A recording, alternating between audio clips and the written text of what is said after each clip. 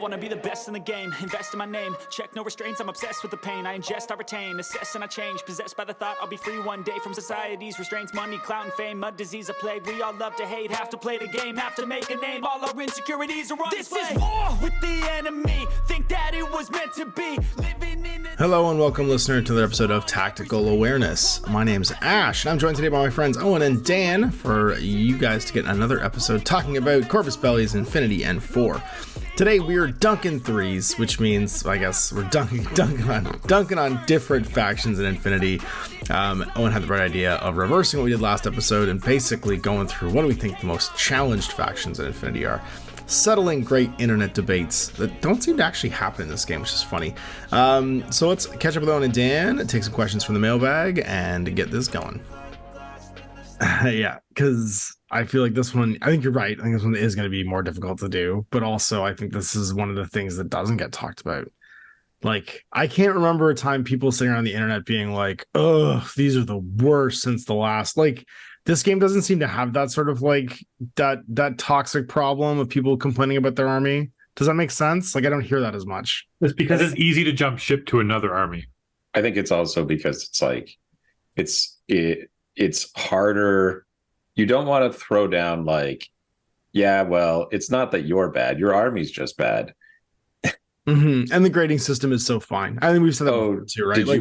Did you buy the wrong faction? Guess you're just going to lose. Yeah. I think every single one of these factions has a cool thing. Like, that's the thing, is most of the factions on Infinity, there's some gimmick. You know what I mean? Like, there's a gimmick that's cool. But I do think it's worth discussing. Not the ones I picked. Yeah. I don't know. I bet Dan and I can come up, like, looking at the list, because I'm sure we'll noodle around and look at the list while we're doing this.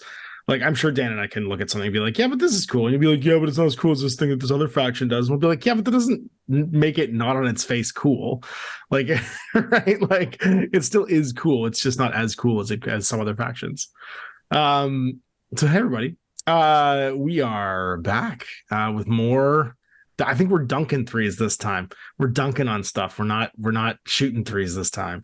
It's more 3 lists, more top 3's.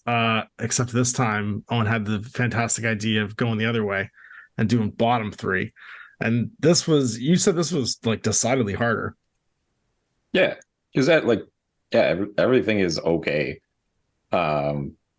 Every faction has the same spread of stats for the most part. The only problem is that some of them, this is the thing that they have, and that's it. And if you can answer that one problem, and some of them, the ones that I could think of, have very simple problems, there's nothing else to them. They just I hope I roll well, because this is all I had going for me from the get-go.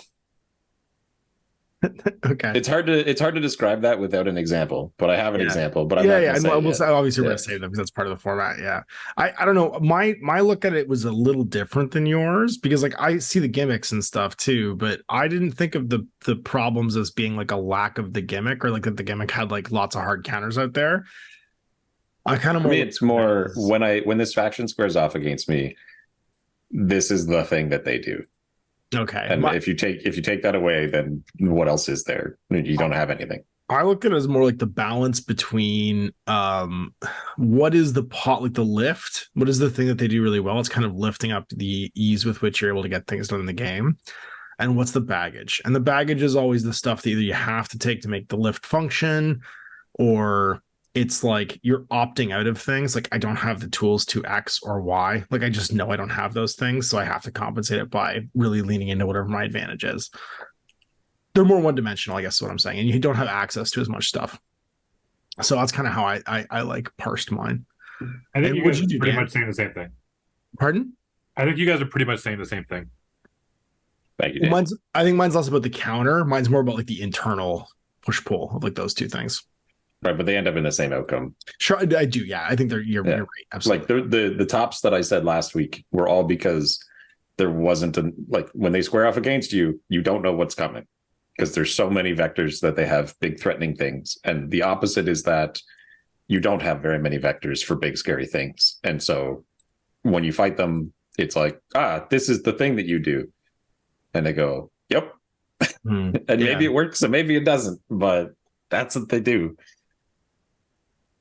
Anyway. All right, fair enough. Well, let's save that for the main segment then, because we're still going to jump into what everybody did this week, what's coming up for them, and checking in on our hobby stuff. So I'm going to go first because I never go first. I always make when you go first.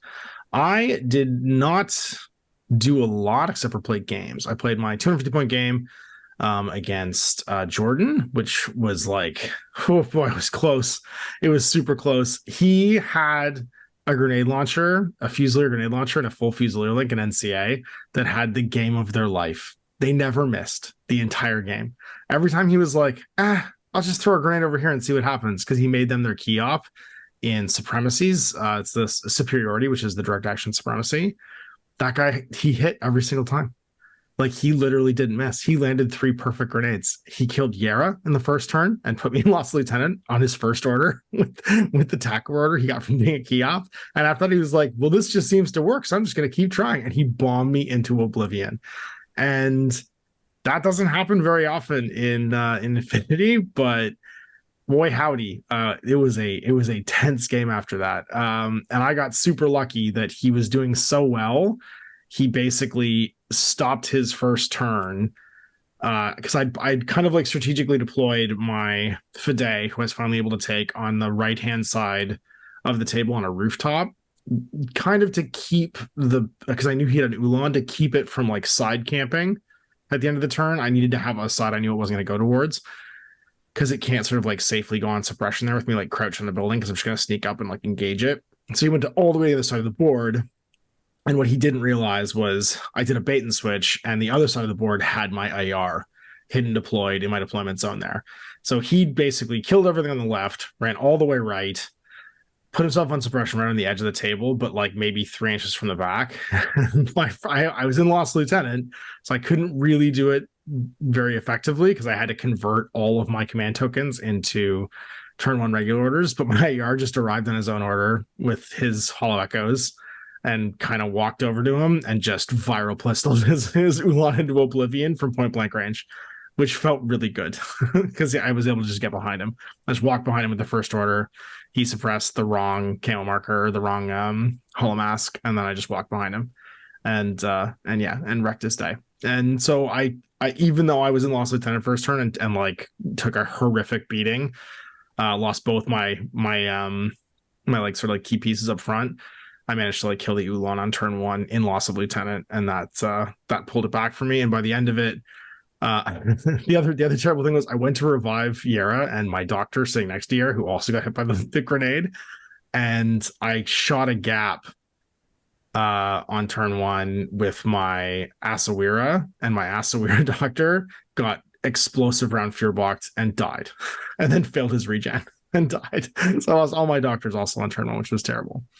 And then I just squeaked it at the end of the game that Ayar basically with like 5 orders on turn 2 and turn 3 managed to clean up that Fusilier link because he didn't have a lot of hitting bees left. He had a Blackfriar who I managed to drop a drop bear next to, so he couldn't really react to my Fide finally leaving that rooftop, and my Fide made him make like a bad choice between acting and not acting, because I shot a shotgun at that a whole lined up link team behind a wall with a drop bear sitting next to it and the Blackfriar, and he failed it all, and I won 3-2 at the end of it, but it was super close. And that was my one game this week, and I'm getting ready to play Greg. He's the number 6 Canada player. He's got his eye on you, Owen. He's been playing like tons of, I think he's got at least as many games as you have. He's got at least 12 or 15 games in this season. I have 6. If so, I know, but you won them all. He didn't win them all. He didn't win all his games. But he's coming down on Friday. We're going to play B-Pong and Last Launch finally. But I'm going to paint some new models. So I'm going to paint my Squall Mark II for my Varuna, so I can try it out, because I think it's got a good place in the Varuna, like as a brawling piece. And then I'm going to paint the new Scylla to go in either my Steel Flanks or my Vanilla Illith. We're going to play Last Launch in B-Pong, but I want Scylla for Last Launch, obviously. Yeah. Plan for Friday, because she's awesome for Last Launch, obviously. If you can get her off the board on turn 1, that's a big chunk of points off the table. What about you guys? We had a tournament. Whoa. And how did that go? I did terribly. My dice were amazing, but I was feeling awful all day. And it was like I didn't want to not show up because we don't have very many people who show up to these events anyways. We had 8 players though, which was good. Better than the 6 that we usually get. And He says usually, like we've done more than one event. hasn't it been like 3? No, it's been one. There's the Like, one that well, Amy 2 now. did, and then this is number 2. No. Yeah. I've only hosted one other event. Yeah, the other one you did like a Saturday weekend thing, I think is maybe what he's thinking of. You did like a weekend games. No, well, no, I guess Amon hosted 1 or 2. Yeah. And that those one, were and then he had also, his like 6 players. but then he had his like finale one that had like 15. Yeah. Yeah, everybody showed up to say goodbye. Mhm.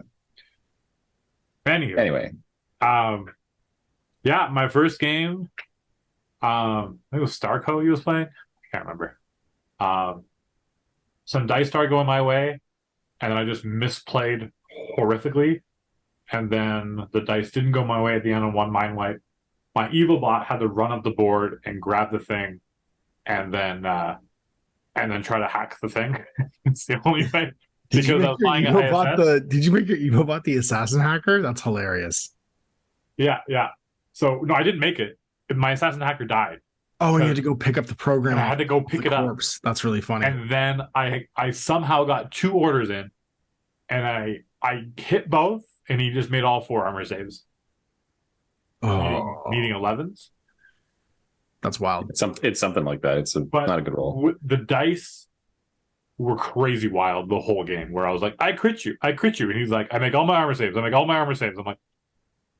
what? That's so frustrating when they swing for both people at the same time. It was a weird game. Basically, none of us did anything. So in my wipe, if nothing happened, we both got our classified. So we tied 4-4. But the AI got away. The rogue AI the rogue I don't AI. know what you idiots are doing. We're leaving. What AI? I don't know what's going on. But basically, after that game, I was like, oh, I'm really not feeling this. But whatever. And then I was like, oh, because Owen. Great. Let's try to figure this out. Great. It just got worse. I had to play Owen. Then I crit Owen into the ground. But because he got first turn on supplies. That's so great. He grabbed both supplies crates, went way back into the back. And then how I had my groups, it was like really awkward where my main Harris that could do some fighting was exact opposite corners from where he ran to. And then just my small group was available to kind of move up. But it was just like, I didn't have enough like orders awkwardly to do things. And then he had what lady sniper?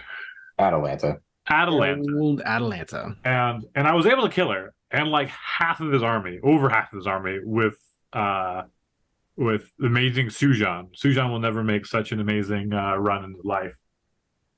Those little chain rifle guys also did pretty great. That's true, actually. The chain. So I had a core with a Crane Agent Hacker multi-rifle and 3 of the Quang-Shis and the Celestial Controller. And so they kind of just like ran up through like the dead space, and then they just started like the chain rifle guys just started popping out of the buildings. They're like, ah, chain rifle Atlanta. Somehow Atlanta didn't die to any of that. But he did kill the controller of the EM template guys, so that shut down that defense so that the Sujan, and then Atlanta had to dodge back, and it made it so that the Sujan could actually advance. And then he went around and just crit, and then went up to your lieutenant and was like, let me shoot 3 times and let me crit twice. 5 saves, and you barely died. You almost survived. Yeah, but you also made all the saves against the Emerat from my lieutenant. Well, that's true. And you hit me back with an Emerat, and I made both saves. And then he goes and kills Atalanta in a face-to-face roll as well. It was great. Because I was outside of the template range, so I just had to raw dog it. And, yeah. You needed like 12s, and I needed 18s. And I'm like, I guess I'll just lose and die. It was great. That's true. You rolled like a 1 and a 20. Yep. Anyways, so the Sujan was like, yeah, I did it. I did enough work. And then I And I was just way too far out of position to do anything with the rest of my army. And I was a little too, it got to the point where I could have killed him, but he would have gone into Lost Lieutenant, and I wouldn't have had time to pick up. He would have had 2 boxes, and I would have had 1, and so I would have lost the game if I killed his last Rudra. I would have gone into retreat. So I couldn't, retreat. So I couldn't kill his last gun piece, which then was able to position up and set up in a way that he delayed me enough that I couldn't get to both his boxes. And then the hero digger came out. It was doing nothing all game, launched over a wall, took 2 light flamethrowers and 2 heavy machine gun hits, shrugged them, kept going, and murdered my guy with the box and picked it up. And then he had all 3 boxes.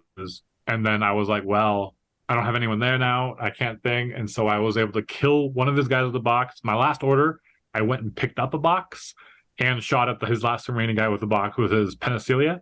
And it was 1 face-to-face roll. If Penicillia lost, which was unlikely, it was on suppression with mimetism and all that kind of stuff. And I just had like a bounty hunter, I think. And a thing that neither of us were aware of, because I didn't realize this until my final game. Penny has 2 wounds now.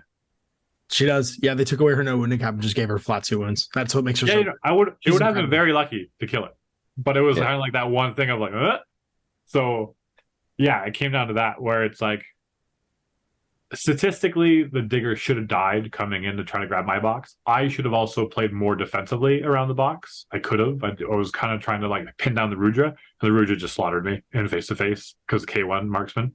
Yeah, it's one of those games where everybody wanted to be here. Also, Rem Racered and marksmanship from my Evo bot. You can make a Rudra really mean. Dr. Rudra was out for blood. Dr. Rudra, he's got all the mods with the Z, and everything's 0 armor. Also, I had a face-to-face hacker roll between my guy and his guy, and then he won and isolated me. But if I would have won that, he would have been isolated, that was your chain of command, Lieutenant? No, chain of command was in the background. She was just hanging out. You never even got close to her. She was the one with the shotgun. But anyways, if I would have done that, then the Rudra has to be scared of the hacker and can't move around as much. And then I have another option to go and shut down the hacker kind of thing. But anyways. But I can't complain about dice because like the first turn I just kind of like, but it was like the important. Anyways, I lost, and I was like, I don't even know what I'm doing. I was like in my head, I was just like dizzy, and I was like, I don't know what's going on. And that one's like, this isn't even fun to play against. This is just stupid. And I'm like, I'm gonna lose still. Nah, at the beginning you were definitely gonna win. I was fucking losing it at the beginning of that game though. Like, yeah, I still don't know how I would win, even if like it just doesn't. Like he's way too far in position. He won probably 10 face-to-face rolls with bad rolls consecutively. Like not even like, oh, I guess I need a 5. I get a crit. Oh, okay. Oh, I got hit by the Emerat. I'm going to be immobilized unless I roll 2 10s. I passed. I go rolling 2 10s again. Yeah, and it's like, I'm going to shoot this guy at bad range. I did. Atalanta did survive 3 chain rifles, though. 4 chain rifles. I don't think it was 4. It was. It was a double hit in the first one. No, you had to break the leg to come out. Never mind, I split it. So, but it was 3. It was 3 chain rifles. Yeah, and I dodged them, and I dodged 2 and then made the armor save on the last one. Right. Yep. Which is not good dice at all. And when it's Atalanta, it's so impactful. It's like so much more meaningful, those dice. You know what I mean? Yeah, my lieutenant was pretty important. Yeah, so is the Hujon with a heavy shotgun. Plus 1 burst. So anyway, so how was your third game? The third game, we're just gonna relive this trauma between the 2 of you. So by the third game, my brain was fried, and it was B-pong, and there was this massive building in the middle that basically, and the thing in the middle was up against one side of it. So like the other side of the board was just like useless, and you shouldn't go there because it's gonna be so bad. And I deploy my heavy fighting Harris over there for some godforsaken reason. I chose to go second, and then he deployed it. He was playing military orders, and he deployed a Tikbalang. And Tickling ran up onto a building and saw my guys hiding behind these short walls, and then just decided to just destroy all of me. And then I face-to-faced him with the Cien, and he made 9 consecutive saves. He only needed like 7s, but it was like 9 saves. I was like, well, I guess that's not working. So then I tried to go, like, I just killed other things on the side of the board to, like, maybe eventually get around. And it was just like, I went second and I deployed in such a way that I have no way to contest the middle. And I was like, what am I doing? Like, this is ridiculous. And I just lost horribly again. So I've yet to win a game with ISS. I think my lists were a lot better this time. I think we're capable. I was severely misplaying them and misdeploying, and I just wasn't a good game for Infinity, where you can't just kind of fumble through. That's just not that kind of game, unfortunately. So yeah, that was my tournament. So in the end, I was just very happy to be out of there, but also happy to get more games in with ISS and get the feel for it and tweak the lists more now that I can, like, have more of a understanding of the faction. There you go. And every one of my games was a nightmare. Every one of my games. I'm glad it was over for you, Dan. I'm glad that you got out of there alive. Oh my gosh! I won every game, and every game was fucking madhouse. It was like, you played Vanilla Aleph, which I played Vanilla Aleph, which was awful, and I'll probably never do that again. Yeah, you just need to actually play things that aren't gimmicks. I didn't play a gimmick. That's why you didn't like it. It's because it didn't have a gimmick that you could just lean on over and over again. No, it was because, like, if anybody dies, you have a whole bunch of, like, nothing models, because you had to, in order to justify the point cost of your, like, key pieces, you need to bring 5 nothing models or 6 nothing models out of your 15. Just don't bring a Marut. I didn't bring a Marut in the other list. Oh, I thought you did. Well, I only brought the Marut in one list. The one I played most with was not the Marut one. It was my Lieutenant Shock T list. I don't know why you bring Shock T. Because I think she's a really good lieutenant. Killer Hacker, 40 points, 2 wounds, 3/3, specialist, lieutenant order, cheap chain of command already that you're going to bring because counterintelligence. Mark 12, Emerat, like, she's got all the tools. I don't know, man. Mark 12's, yeah, I guess. Sure. And yeah, but first game playing against Tunguska and the Puppet Bots. And the very beginning, I was playing my Marut list, and the Marut walks out. The Myrmidon, who's nearby, throws a smoke grenade to smoke for the Marut, misses on his Impetuous Order, so I spend another order, and he gets it on the second one. Marut goes tack aware, and he moves up to shoot the one shotgun Puppenautica bot, who's about 18 inches away. The Puppenautica goes, all right, I guess I'll flash pulse at -9, and he hits on a 1, and the Marut just misses all 4 of his HMG shots, and then needing a 2+ on his armor save, fails it and gets blinded at the top of 1. And that was kind of the way that game went. Getting blinded at the top of 1's not great. I had to sacrifice models to kill a Grenzer sniper, and then my Arjuna unit ran into the middle of his what are they called? Hollow Men, and fired Emerats in every direction. And then all of them got shut down except for the hacker one who had the killer hacker program, who then went and did the job on his second turn. And then my third turn comes up, and the Marut is like, all right, this time I'm going to do something, and was able to kill the sniper, kill another random guy, and my whatchamacallem, Ectromoy walked in from the side of the board and then broke all 3 boxes consecutively. And that was how round 1 went. Hacker's a hero. He wasn't a hacker. He just had a DA close combat weapon. The basic chain rifle one's great too, but the hacker profile is like my favorite. I think probably Drop Trooper in the game. Yeah, he's fantastic. Second game was against Dan. You heard that one where I was like, I'm going to go first. I'm going to kill him, and then I'm going to have all the objectives because his army is filled with heavy infantry and stuff that I can beat up with Emerat spam and a Rudra. And nope. I was like, okay, he deployed really far back and I can't get to him. So I'm just going to collect all the objective points and then run back and hide. And then he just started murdering everything. And I was able to barely hold on because the Rudra was fighting for its life. There's one, what are the chain rifle guys? The Guangxi? Guangxi's. One Guangxi walking towards a suppressing Rudra and gets hit 3 times and then hit 3 times and then hit 3 times. And he just makes every armor save and chain rifles it twice. And I'm like, please die. Just like die. RoboCop walking towards you. Just like he's Jason Voorhees. Yeah. And then my last game was against Yu Ching, or not Yu Ching, sorry, JSA in the final one, where JSA made it around 3, eh? Wow. JSA is not a bad faction. I'm just impressed. He probably could have won it.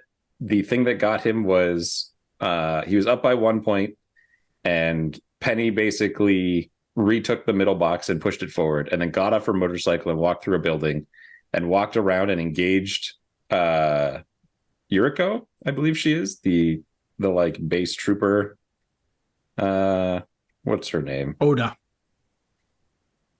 Yeah, Yuriko Oda. Just engaged her while touching the one console on B-Pong on the right side. It. Yeah, I canceled. While surrounded, well, I went first too, which is not ideal. While surrounded by another guy in her link and a hacker and like a HMG and whatnot. And then on his turn, rather than just doing nothing and like trying to kill my lieutenant and getting a little face-to-face there, he decides that he's going to try and kill Penny. And so Yuriko dies, the HMG dies, the other guy dies, and then Penny finally goes down, and it pushes him into retreat because he loses so many people from Penny's AROs of just like nanopulse or CC attack, smoke dodge. Like, it's real good. She's a solid fighter piece. She's real good for the points, especially. Yeah, especially when you go, oh, I'm not impetuous. Yes, I am cover armor 6 with 2 wounds. Go away. Very obnoxious. And yeah, that was what won it there, where he was winning the whole time, except for that one turn where he decided that he would basically all die to try and stop her. And then on my last turn, I scored 4 because he was in retreat and couldn't counterattack again. And I pushed everything over and got my classified. So it was like 1 for being on your side, 1 for controlling it. Atalanta is controlling the middle point on his half of the board because that's where we're at. Yep. And then I think it was like the 6/6 flash pulse bot was holding the other one, and then the other flash pulse bot secured HVT, and he was just in retreat. Yep. Yeah. Every game was like, I'm losing, and I win. And then against Dan, it was the same thing. And then against John in the final round, it was the same thing where I'm just dying the entire game. And then just barely, like a lucky roll here or there, basically saves the day. It was an event. Sounds like you had a real hard time in this event you won. I know, right? There's only so much you can complain. Right? It's true. You always got something to bitch about. Yeah. It's like, I don't know. So it was a weird never feeling. played them again, even though I won the events. Yeah, none of those games felt good though. There was never a point where I was like, yes, my strategy is working. For a little bit because you're playing a faction you never played and you didn't play a lot, and like, of course you had to work for it. You didn't know what they could do. How many practice games with that army list did you play? 0. What's practice for? Come on, it's Infinity. They're all the same. Panicking. You're the guy that gets into an airplane and goes, "Well, I think I know how to fly this thing," and everyone's like, "Can you land it?" And you're like, "I'll figure it out. It'll be fine." And then you somehow do. Yeah, you're literally the idiot savant from every movie. You're just what's his name? You're Brendan Frasering your way through The Mummy. Yeah. Well, anyway, none of those games felt good. I feel like I was mostly just lucky, and that's how it is. Great. Just undermining all your opinions. I love it. All right, let's do some mailbag. He keeps muting himself. Have you noticed that? Who? Ash. Because I hate all the clicking. It's because my mic's really hot, and I don't want everyone to hear all the clicking, so I'm just doing push to talk. Oh, I see. You're going to hear me click around everything otherwise. Clickety click clack. I have it open. I could read the questions if you want. Go for it if you want to. Yeah, that's fine. Tomato, a question for all. Hacking is one of the unique things about Infinity, but the list of programs is relatively short. Are there any old programs that you would bring back or new ones that you would add? On the flip side, any reason not to expand the list of available programs? Dan? So I don't know. From what I've heard, is that you used to have like an undergrad in hacking to understand all the myriad of hacking. Granted, I Defensive think hacking only a few device, of them. I think white only a few hacking of them were device. used, but there was so much that it was just like you had to have a whole other sheet of paper. So I think it's good where it is now, where you have some flexibility in hacking, but you're not like lost in options. So the main ones you had were very situationally useful. Like there used to be hacking programs for like locking and unlocking doors and like doing like interactive things with the terrain. And what's tended to happen over time with those is they've been made into scenario hacking programs. So if you have a hacker, they get access to this free program for the scenario that's written into the scenario. And that just feels like a better way of parsing it. I just think that what they've done is they've stopped including as many of those. So like they do it specifically for mind wipe, right? You have the erasure like super killer hacker program that you can use to kill the rogue AI. They don't really put those in a lot of missions. We were talking a little while ago about what you'd want to see for like a better like environmental deck or like a mission deck or features deck. That would be the kind of thing I'd love to see back in, like where you had like you could hack remote cameras or open and close doors or create energy walls or stuff like that. I think those would be great scenario actions. So I actually kind of like the way it's parsed now because there's less to remember in the core. And when it's relevant, it's added to a scenario. Like I think that's a good way of like distributing that information and it's not overwhelming. Like have like your core ones and then for the rest of it, just have them be like as needed because you can get more creative that way.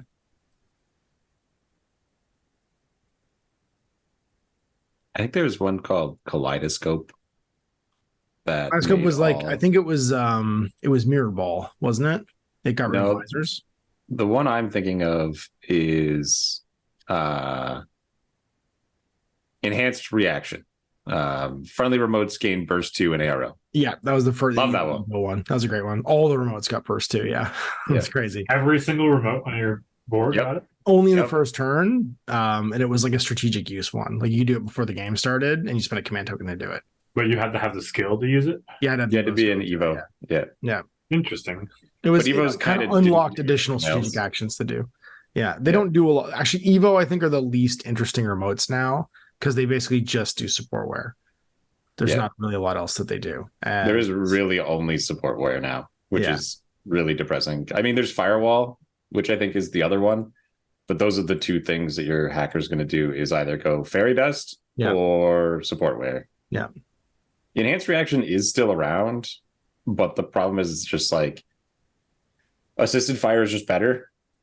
Because if Enhanced Reaction is burst 2 and arrow, or I could assisted fire. It's one remote now. It's like one thing you do to one remote. Is before it was just like all of them got it. I think in the strategy phase, didn't they?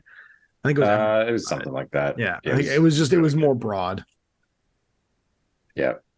And then because you can just reset possession away, exorcism went away, which was the cancel the state of infinity or in possession, which I think that should definitely come back. But now they've made it where it still exists. It's just you then repossess your own guy. Like they just made it the same program. You could just have the control tag program be called that and exorcism, because the other cancellation state for having your tag get controlled is you another hacker from your side recasts that on the tag.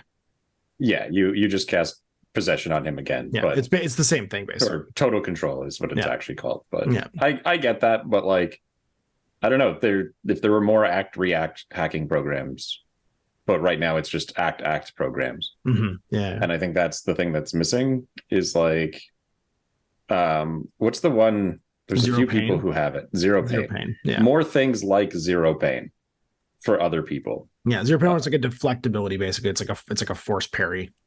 Yeah, if you could do more zero pain or make zero pain, bring back defensive hacking devices. I think the Evo should have zero pain. That would actually make it interesting, so it can defend itself, even though it can't be offensive. It supports and also zero pain doesn't do anything except deflect.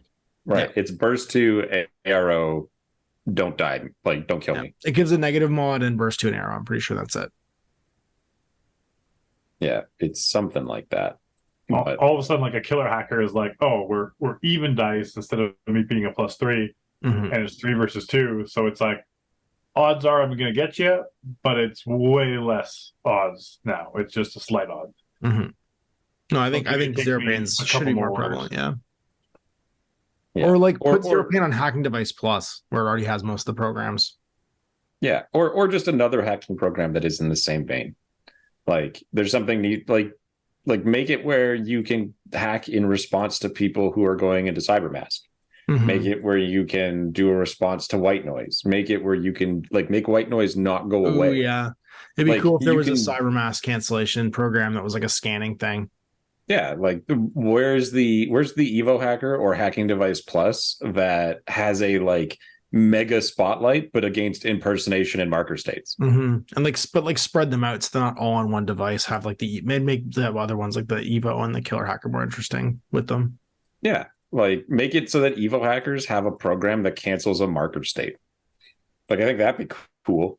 Yeah, it would bring back sniffers basically, where you could censor through your remotes and stuff. Yep, or just have sniffers be around.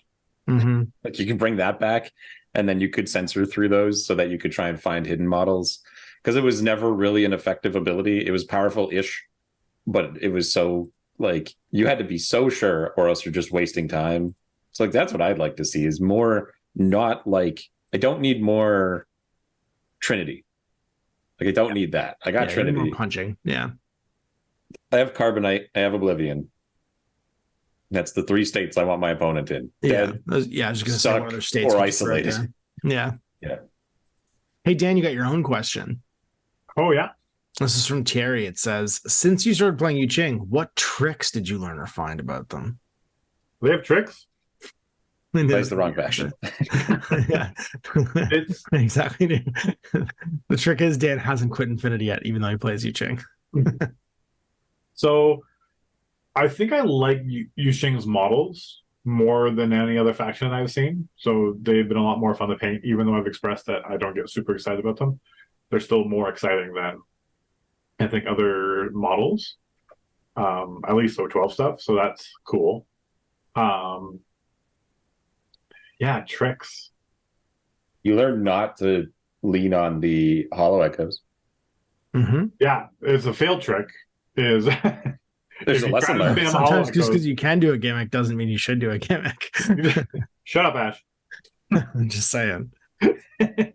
No, what other size 3 thing that I size 4 thing that I pretend to be? There's more Hollow Echo in ISS than in any other faction in the game. And when you spam it, it feels bad. You're like, oh, this doesn't actually do much.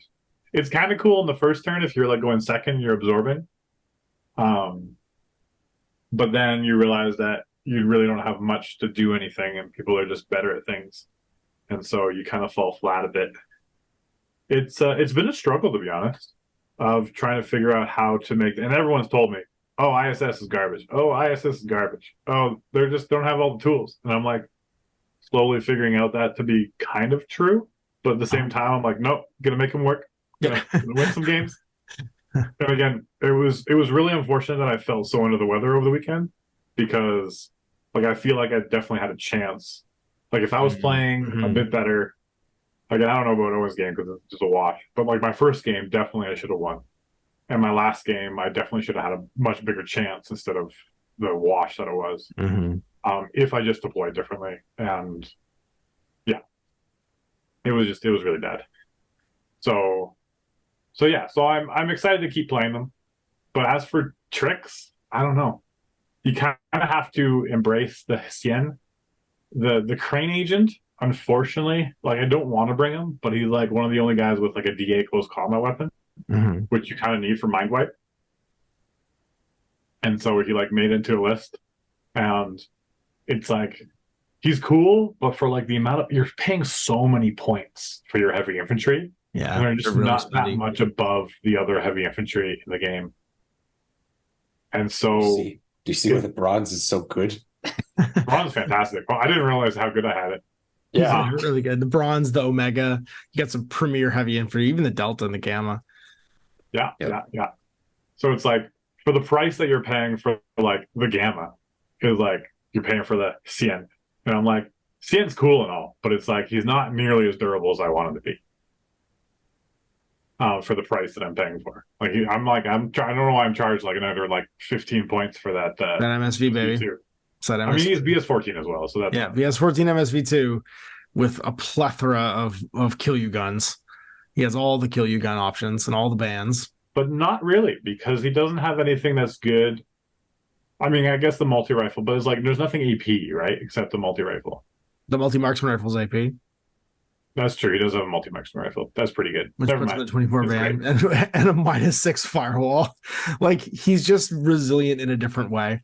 And the multi-marksman rifle that gives you -6 firewall with your lieutenant gives you +1 SWC too, which is very funny. I think, yeah, you never use it though. I've tried. It's true. Yeah, it's true. Take that many guns. Maybe I'm just a little bit jaded because I'm like, I have firewall -6, and they're just like, I roll a 2. Oh, you failed your roll? Oh, well, I get you. That's not going to happen every game, though. You got to shake that out. You got to get past those. It's happened every single roll again. Yeah. Every single roll. It happens every time, Ash. Every time. It hates me. So it's like, yeah, the Timbot -6 has yet to do anything, which is really funny to me. So I'm like, why did I pay for that? What the heck? But anyway, they seem good. I think I just need to play more games, more rounds with them. Mm-hmm. Because those are my first 3 games with the CN, I'm pretty sure. No, I played one against Owen as well before. But again, they just underperformed again. And it's just kind of... I'll also point out, in the games that we have played, he has not yet thrown a smoke grenade in front of the Shan to shoot something. Like, we've played multiple times, and he just tries to brute force his way through. Right. And it works to some degree, but most of my guys just run to the hills. And like, no, we're not going to fight. That's it seems counterintuitive to smoke yourself. Once you start smoking yourself, you never go back. You smoke the whole pack. You have that stupid Guangxi coordinator long bomb smoke grenades all over the place so that the Xian can just start shooting. Mm-hmm. I know I'm going to work really hard to not allow you to do that. He's even got a full link bonus. That's the hilarious thing, is that monitor is going to be BS 8 to put a smoke template anywhere in 24. Because he gets his full +3. He's going to be in a big team with 4 Guangxis for so cheap. Just something to consider. Just something to think about. Look, I'm bad, okay? I know. That's why I'm giving you things to consider. That's why he's. So the trick to be learned is use smoke and MSV too. I think the problem is that I'm always trying to fire at something that is in a full link, and they so it doesn't matter. Yeah. So it's like you're yet to throw down a smoke and shoot me. You're like you're in a Tick Belang doesn't. It doesn't make any difference. Tick Belang doesn't. The Tick Belang did not. But I was slaughtering him with all my knives anyway. But then it doesn't matter. You made all the saves. It's true. It's true. It was like there actually hasn't been a really relevant time where I would have used the smoke to great effect. Yeah, fair enough. I will believe that. Those are the ones you send the Sujan after with his template. I didn't have a Sujan on that list. Oh, okay. But also it was like this stupid giant crazy building in the middle. And he just like ran up on the top of it. And I was like, I can't get there. I just can't. And all my guys I want to fight him in his good range are on the other side. And it pinned down my Guangxi link, where I was just like sitting there, like huddled, trying to escape flamethrowers and HMGs as he's just like towering above me. I deployed horrifically. It was really bad. But anyways. Well, then last question. Lessons learned. The lessons he learned and found were all negative. The answer is I'm playing a faction that doesn't really have any tricks. Besides, you definitely do. You have lots of tricks. You have what? What does ISS have as a trick? You have a sneaky cat that can move 8 inches with its cautious. That's not a trick. That's just a guy who does really good. And then can dodge move on 14s 12 inches per movement. He's so fast. He can put templates like anywhere on the table. You have a lot of tricks. You have the smoke thing, obviously, we just talked about.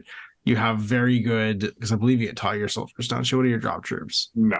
I have Garudas. You get Garudas as your drop troops. You get the smoke shooting Rishi. So you have a multiple smoke shooting backup that can also be support weared.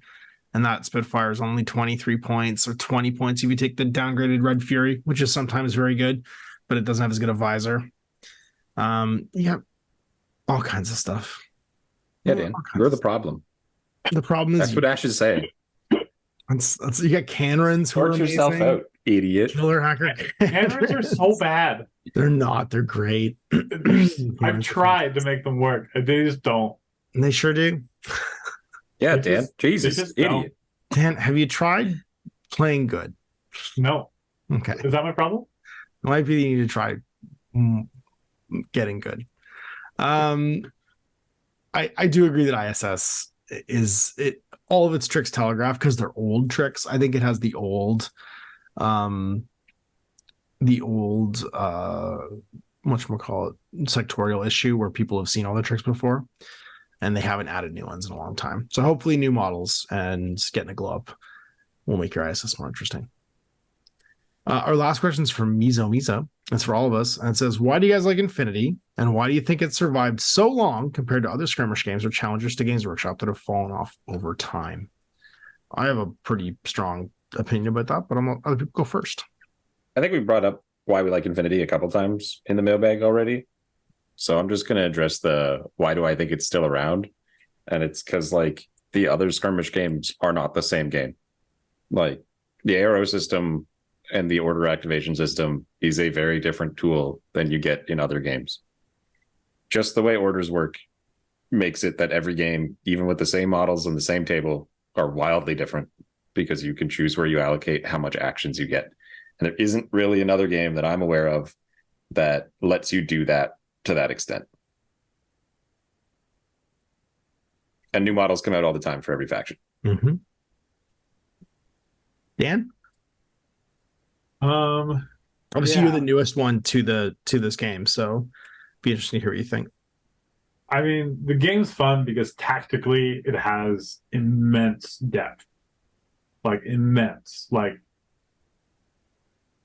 every game I play, I'm like, oh, that's why I went wrong. And instead of, we've talked about this before, but it's just like when I'm playing like Warhammer, I'm like, oh, that went wrong because that dice roll went bad. Like I'm not sure what else I could have done because I only have one list I get to play in the tournament, and he brought an anti-tank, and I just died. Yeah, it was like, oh, okay. He brought that one thing I couldn't kill, but oh well. So it's kind of like I feel like there's a much more fighting chance, and there's always strategy. And even though when Owen complains like a little bitch that he's losing, he still wins all his games. You know, you're correct. Like you didn't win them big enough. That's the problem. Yeah, it was too close. I didn't like that you had a chance. He doesn't want. I want you to be losing at the beginning and continue losing for the rest of the game. I want you picking up your teeth the entire game. Yeah. We talked about this. We've been playing Age of Empires. I don't like when it's close. I have to slow march over somebody. Yeah. I don't want these big dynamic plays. For that. I want you to slowly die the entire game. Everything needs to go wrong all the time. He only feels secure if you're always on the ropes the entire time. Exactly. He doesn't feel safe otherwise. He's always just squirrely and feels like he's going to lose for something he can't see. Yeah, exactly. Why do I think it's still around? Yeah, because I've seen like other skirmish games, and they do kind of come in and out of style. Again, I'm a big lover of Malifaux, which is another skirmish game. It's a very different feeling game. Like it doesn't even feel like they're in the same category, even though they're both skirmish games. Infinity just is like a world apart. And I think because it's so unique, it's something that you can't find anywhere else. And so there's no other game to pick up to try instead of Infinity. It's like you can take breaks from Infinity, but you can't really replace Infinity. I think Infinity struggles from that as well, though. Like its greatest strength is all its greatest weakness, and why it's not more popular is because actually I have a comment about that. I think that's actually I think there's actually something very conscious there. But go on. Because it is so competitive, is that there can be a player base that are not necessarily toxic. Because of how the game is played, you do need more of a gentleman's agreement. Of like, oh, I move here, and like, well, I can shoot you there. It's like, oh, I didn't know you saw there. Like, I'm just going to move back instead. And everyone's like, makes sense, and that's acceptable, right? Where in no other game you really get that, because of the nuance of the 3D line of sight and everything. It's so hard to see everything. And so that's like, that helps it. But because it's so competitive, I think the big detriment is newer players can just get blown to oblivion and never quite get into it. Like there were some people at the tournament, they're like, oh, we just started playing Infinity and it's so cool. And like, oh yeah, oh, you're hacking now. Oh, that's neat. And they're like, oh yeah, they're like, it's like the whole environment of it is like really appealing and really cool. Yeah. People love that sci-fi stuff. That really isn't in any other game. So that's kind of unique-ish about it. I don't know. I'm sure there's another one, but it's kind of all I've played. But then you can get caught up in like the complexity of it as well. But yeah, I mean, I'm still enjoying it. I still like it. It's still, right now, it's still my number one miniature game that I enjoy playing. So I think the most important thing, wow, I'll go 1, 2, 3. The first thing I think that they do really well is I think that they have a very conscious support and communication cycle that they do really well. I think that what's really interesting about Corvus Belli is they've been doing things that you see Games Workshop do today for far longer than Games Workshop.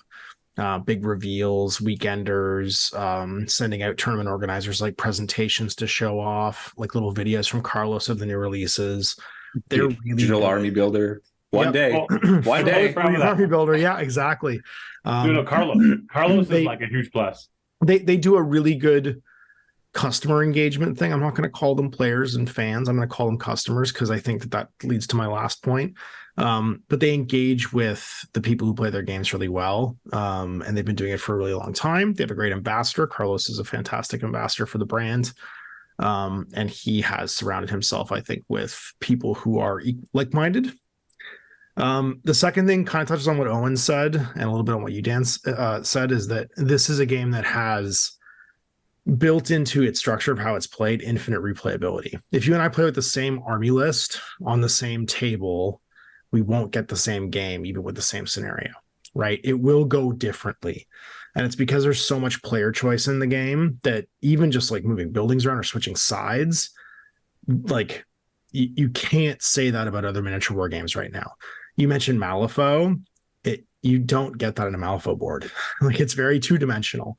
You could have like pre-scripted movements. War Machine had this problem where like your opening moves would be like the same game to game. Where I think because the problem set of Infinity changes like round to round, it's just really engaging. And this also goes back to like what Owen said earlier about it not being your turn. The arrow mechanics super like unique in this sphere. And I think that makes the game something people want to come back to. And the last part of that is too, that's really easy to hop factions. So if you get bored with something, a couple models is a whole new game. It's a whole new like experience, and you feel like it's fresh because you're only using like a dozen models, maybe every single time you play. So painting up 1 or 2 models just keeps the game feeling interesting. And then to circle back to that support thing, they know very well that giving everybody a little bit of something every month keeps people interested. So having a model per faction per month, I think, is just super smart, or a box or whatever it ends up being. And then the top thing, I think, is that they know what size business they are and they know who their customers are. They aren't trying to make a miniature war game for everybody. They know exactly that they have experienced tabletop gamers typically as like their core customer base, people who aren't put off by metal models, people who aren't put off by some complexity, people who aren't put off by a big rule book. And I think they communicate their game really well to those people, and they haven't done anything so far to try to make their game a mass market game, and they haven't pushed too hard into trying to make their game bigger than what it is. They kind of know their weight class. I think they know what size company they want to be, and they're making a product that supports that. And so instead of trying to live off of Infinity and expand Infinity to the point where they become a bigger business, they're creating new properties like this licensed spaceship game or board games, or doing the new fantasy game. You know what I mean? They're going wider instead of just going deeper into one thing forever, which I think is a big mistake that other companies made. And I think is something that kind of insulates you against bad times in this industry. It's one of the reasons Games Workshop doesn't just have one game, right? They have a gajillion games that they put out, and they put out stuff for every month. I think they're very comfortable with being like a mid-sized company. They're not trying to hire 700 more employees. They just want to make what they make, and they want to make it for a long time. So they have a nice, slow and steady business plan that appreciates who their customers are and tries to continue to sell them better versions of what they want, and then tries to get new customers by making new things as opposed to trying to just get all the same customers to buy the same stuff. And that's my answer to that. Bring back U-turn as a hacking program. That'd be pretty cool too. Wasn't that a hacking program for getting rid of guided missiles? Yeah, it was just a passive thing where it just did a flat negative to missiles. But I think there should be a, like, if your guy is targeted but is inside repeater range, your hackers can try and stop the missiles. Yes. That'd be cool idea. I love that idea. Going back to several questions ago. Would you just isolate the hack? I guess they wouldn't stop the missile. They would just isolate them after he shot the missile. Send it back to attack the hacker. We're going to combine U-turn and Counter-Strike. That's right. If you hit me with a U-turn, if you try and shoot a spotlit guy with a missile, and I win the U-turn against the missile's BS attack, it hits the rocket. The rocket comes back. It goes back to the hacker, the guy who spotted. Oh, it goes to the hacker. Yeah, there you go. Kills the hacker instead. I think that's even funnier. Cancels the spotlight and kills the hacker. Yeah. Choose a different spotlit model on the table. That's right. That's right. You call it in against somebody else. You're now any spotlit model. Yeah, spotlit model. What game was that where you could grab missiles out of the air? It was Half-Life 2. You used to grab it, just grab one out of the air and send them back to people. Good old gravity gun. Yeah. Yep. Yeah. We could get Halo where you could ride the missiles. That's so stupid. Halo got so dumb. All right, well, we're in the main segment, Owen. So this is yours today. We're dunking 3's. We're doing 3's lists of what we think are our bottom, our power. If there was a worst faction in Infinity, if there was one that the bottom 3 hardest to play. Yeah, in the spirit of, like, these are the things that if my opponent brings this up, I'm like, oh, okay, good luck. I'm never not worried though. I'm always assuming they know something I don't know. I'm never not worried, but not with the ones that I picked. Oh, okay. I'm gonna start with the absolute bottom, in my opinion. The one faction in this game who, yeah, okay, go on, do it. The faction that I think needs it more than anything else is US Ariadne. I also picked US Ariadne. That was me too. Yeah. That was my number one bottom. That was my power bottom. Absolute bottom of the bag right now is US Ariadne. They have been left to rot around their friends. Like, I thought with the release of Cosmo, and then on top of that, the release of the reinforcement models, that it's like, this is it, boys. This is our chance. We're gonna be logo real. was in the Gen Con preview. Yeah, they were the one, because it's like, oh, it's surely gonna be them or Cosmo. Like, of all the factions that we're gonna get something. Yeah. And, like, good God, does US Ariadne have to fight for every inch? I think the most telling thing is they have the last of the 4-2 infantry. And that is such a crippling thing. Oh, what about the 8-4 motorcycles? For no reason. Sure. Yeah. I mean, a lot of motorcycles are 8-4. That's not that many. No, quite a few are 8-4. They're not all 8-6. The majority are 8-6. There are probably exceptions to that, but the vast majority of them are 8-6. Okay. But 4-2 is crippling on, like, your core. Your boy. Yeah. Right. Like, the other 8-4 guys troops are like heavy infantry with 2 wounds. Yeah. But Ariadne doesn't get that in general. That's not that hard of a thing, because that's just a thing Ariadne doesn't have. That's what I'm saying. That's why the 8-4 hurts, because you don't have anyone that's durable. And that's the reason why the other ones are 8-4, is because they're big beefy boys. Well, the other ones pay a 25% premium to go push buttons. Yeah. Right. Yeah. And, like, the other motorcycles who are as tough as they are still 8-6. Like, the military order bike is 8-6. Penny's 8-6. And they're around 30-ish points. Like, Montessa's are 27 points on the bottom end. Sure. And, like, compare that to a Maverick. But anyway, I don't have to get into all the different models and why I don't think Mavericks are, like, they're great because they're the best thing that US Ariadne can bring to the table. They get Desperados too. They're 7-point bikes. Like, they have lots of cheap, cool stuff. Yeah. They sure have Desperados. Yeah. Like, Desperado. I mean, they have 6 cents. If I put all my like, their best link team is a squad of 1 wound BS 13 guys. Yeah. Oh no, like I think their worst. Here's the thing. I'll be honest, Owen. The thing that they have the most against them, they have 1, 2, 3, 4, 5, 6, 7, 8, 9, 10. You're counting the number of 11, unique models. 12. They have 12 profiles. Yeah. Like total?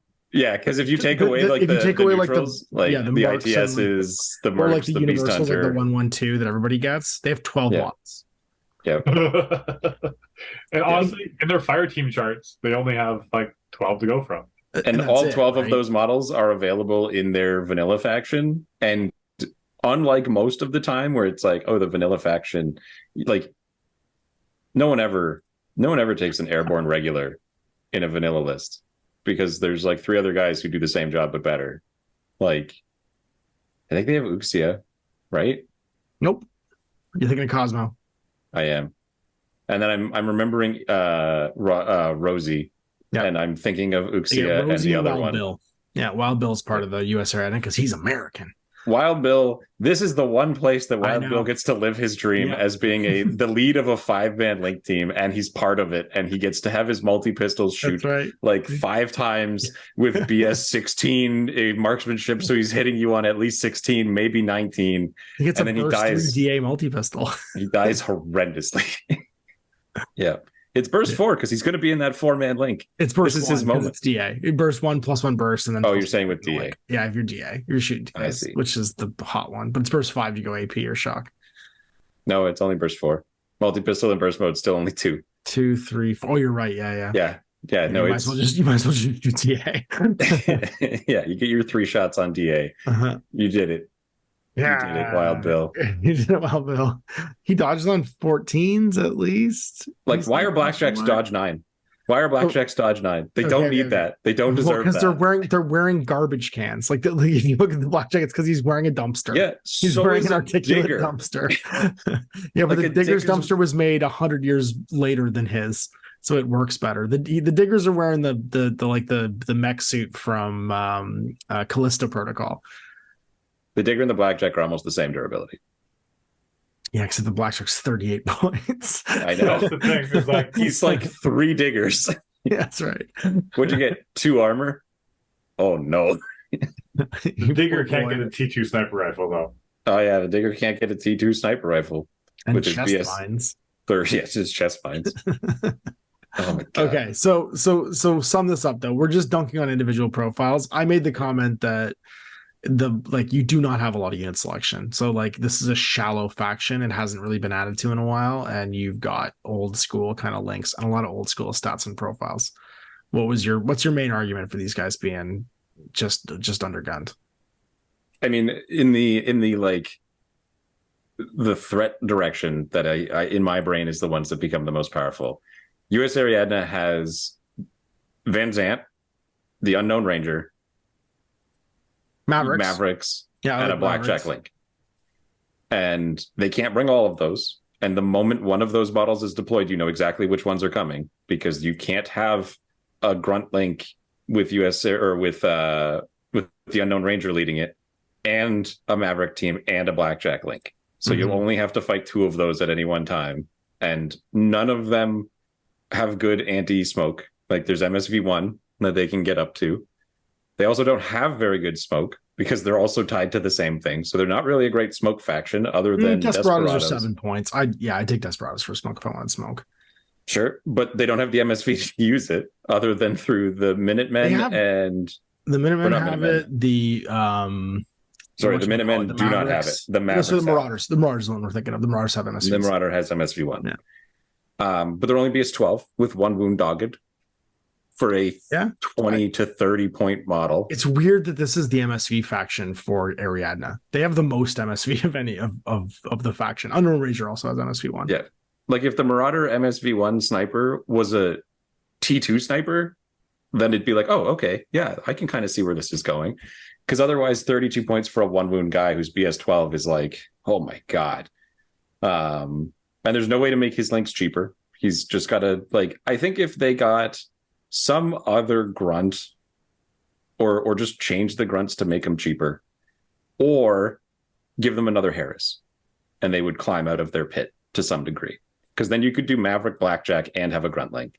And the grunts are cheap enough that you can get away with that. And then the Blackjack is a long range threat. The Maverick's a close range threat.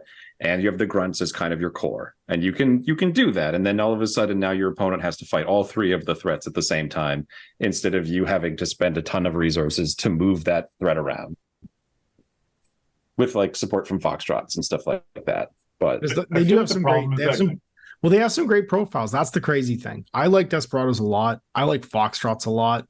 I actually really like Devil Dogs.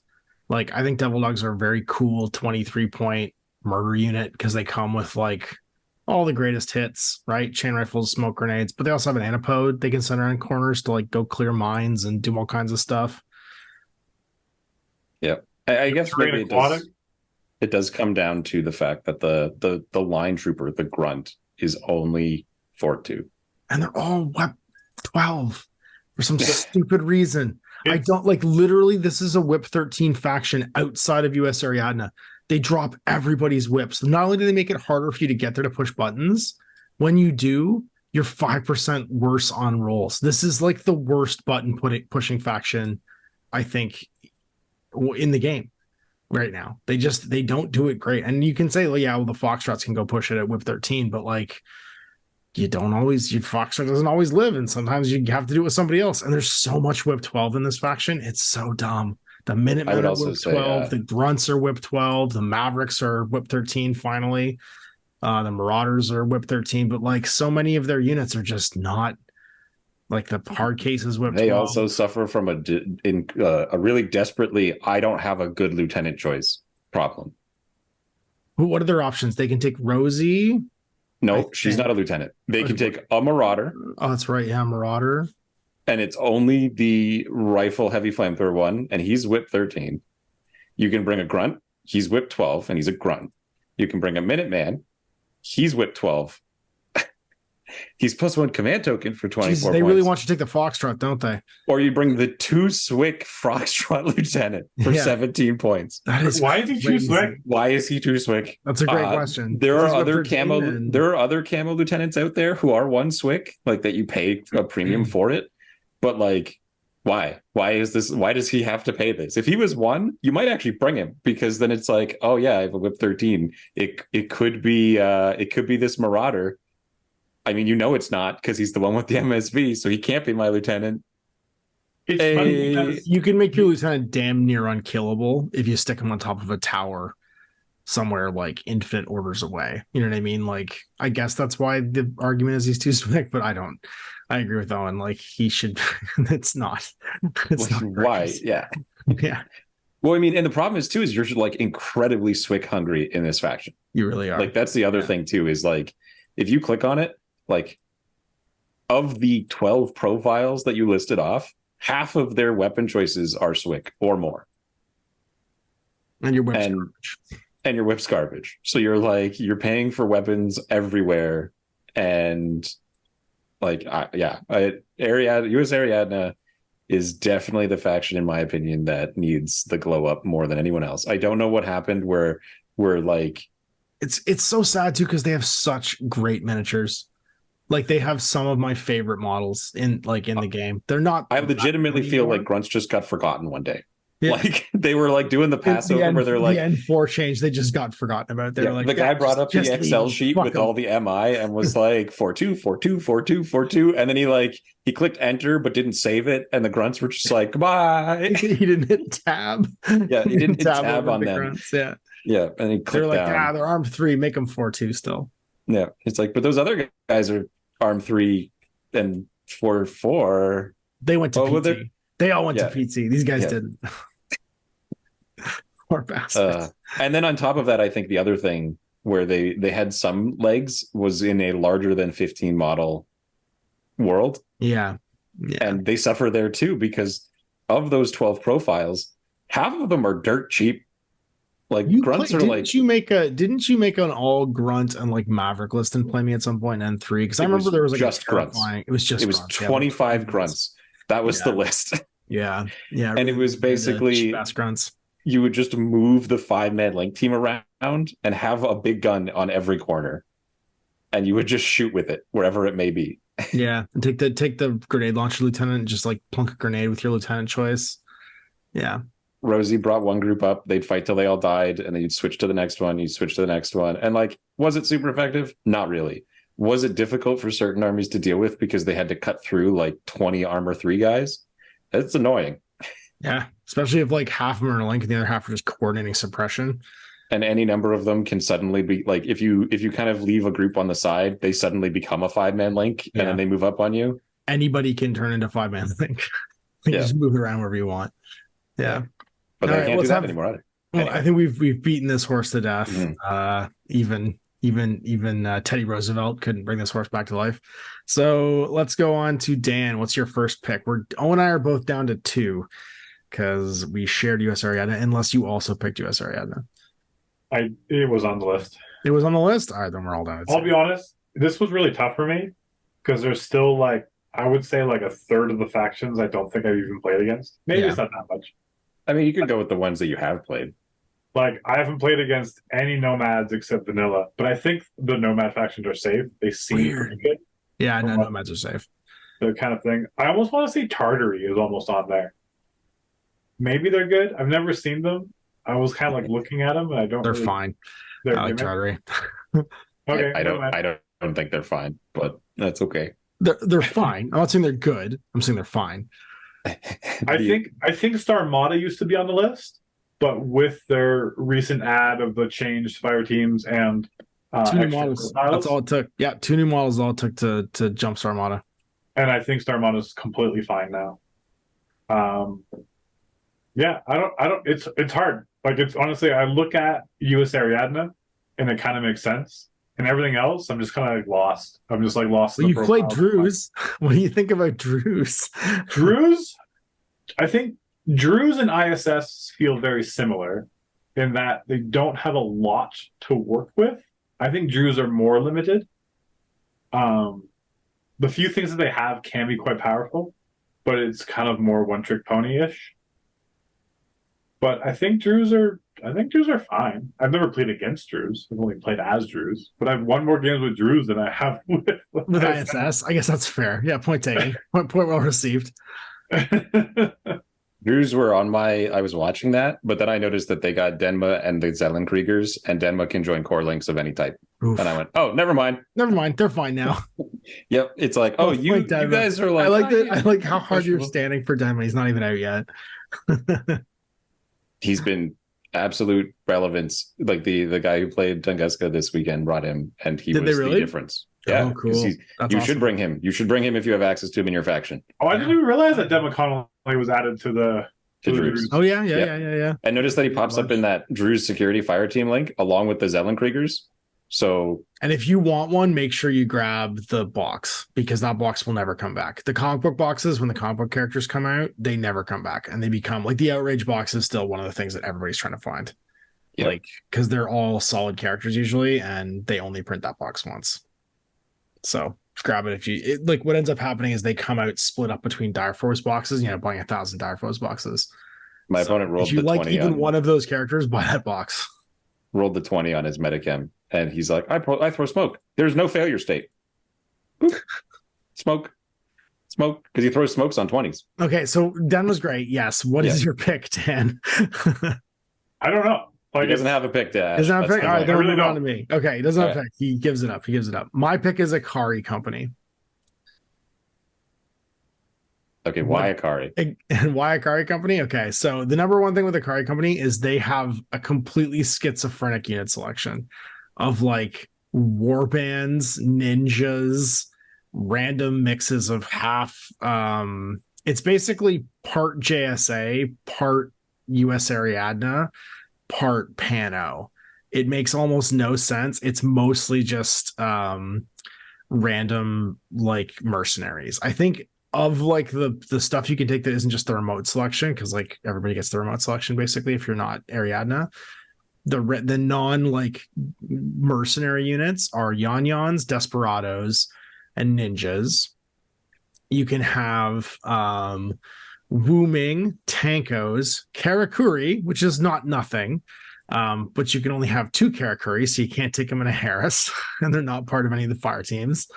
And then Diokais, Alpha Zids, Drews, Brawlers, and I think that and Toketsu's bouquets, the Tokusatsu Butte and the Keisatsus, and that's it. Everything else is they can link diggers though. Bashies. Sorry, they can link diggers. I mean, anybody can link diggers usually if they have the option for fire teams. Almost everybody that has them can link one.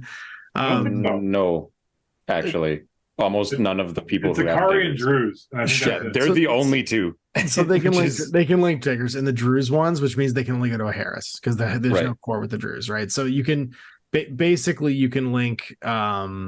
All that matters for that digger is that he loses his impetuous and has the ability to get cover. Yes, and he will be able to do that. Wildly skyrockets his fight ability. Sure. Yeah. I don't. Nothing stands out in this list as like even a super useful combo. Only the Drews get a mixable keyword. You get Kendrat, which is interesting to go with the Krakots, so you can have a duo of Krakots. But like for the most part, the fire teams are kind of schizophrenic. You can have like a Clipper with Wu Ming. You can have a Tanko with Keisatsu, which you can just do in JSA. They're not great at pushing buttons. Their button pushing options are things like ninjas. So you have like the 35-point ninja hacker, the 35-point forward observer, or the 29-point killer hacker to push buttons with. And your tag options are Trip Hammers and Scarface and Cordelia. So not a big, huge hitting piece. And if you want a shooting piece to go with your Keisatsus, you don't get a full composition bonus because they don't have a keyword. And it's the Tanko, and you can have one of them. And that means your options are a missile launcher, a Flammenspear, an SMG for like a heavy infantry and a cheap link. It's not great. That would be my argument. Did any of you guys take Akari Company? No, they were also one I was looking at, but the idea of bringing a Wu Ming link that was made up entirely of bounty hunters and diggers was just too much for me to be like, nah, they're bad. Yeah, but they were getting composition bonus. Like you can have BS14 at dirt cheap. Yeah, they're not that dirt cheap. Like diggers are 14 points and bounty hunters are 15 points, and you could get anything. Yeah.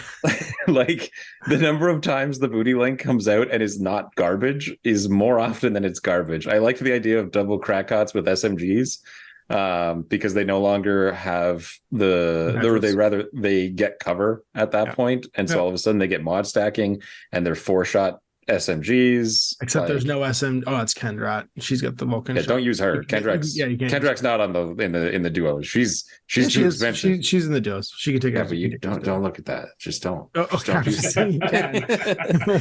I'm not saying you should. I'm saying you can.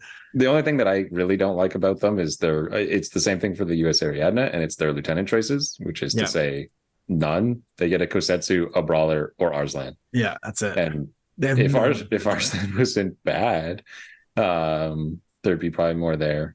But they're just super, like, they have no standout fighting pieces. They struggle to push buttons. I like this one only because the window for jank is very large. They have access to 4 Yuan ones and 2 Desperados. And then they also have access to a Bizarro link of bounty and booty. There's a lot of Bizarro. I was going to say there's a lot of Bizarro in this one. Yeah. Like if you saw this across the table from you, you'd be like, what the hell army is this? You know what I mean? Like if you saw this collection of models, you would have no idea what you were looking at for the most part.